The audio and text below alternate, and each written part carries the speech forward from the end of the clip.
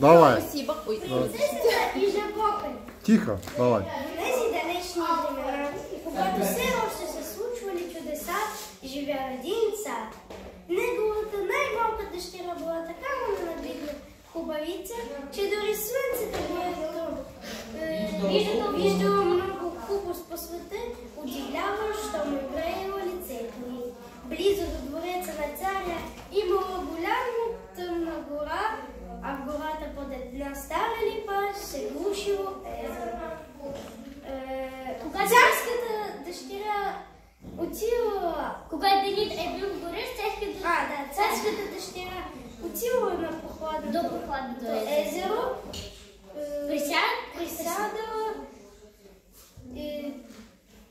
Присядала до прохладното езеро. За да не ни е скучно, тя взела топка, отхвърлила на високо и ладила плата. Това била любимата игра. Но веднъж се случило така, че златната топка на царкинята не паднала в ръцете и протеглите нагоре, а тупнала на земята и се търпунала прямо в водата. Тогава тя заплакала. Нет, царкинята и проследила. Била с очи, но топката бързо се изгубила от погледа й. Тогава тя заплакала силно и утешила. И като ронила сълзи, дочула нечий глас да вика. Какво се е случило, царкиня? Бачиш така, че дори камъни ще тръгнат с очи си. Тя огледала наоколо, за да видя откъде е бил този глас, и тогава съзрял един жабон. Вирна голямата си грозна глава от езерото. Плаче за златната си топка. Тя падна в езерото и повече никога няма да я видя. Избържи сълдите и се успокои.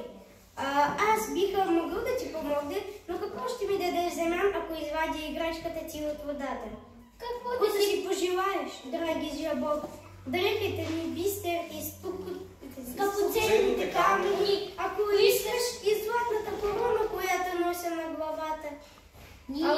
Ала жабокът отвърна: не искам нито дрехите ти, нито бисерите и скъпоценните камъни, нито пак златната ти корона.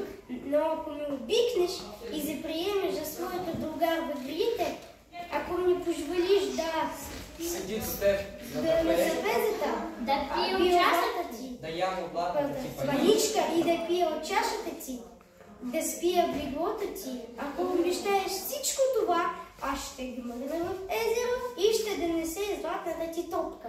Да, побърза да изрече тя.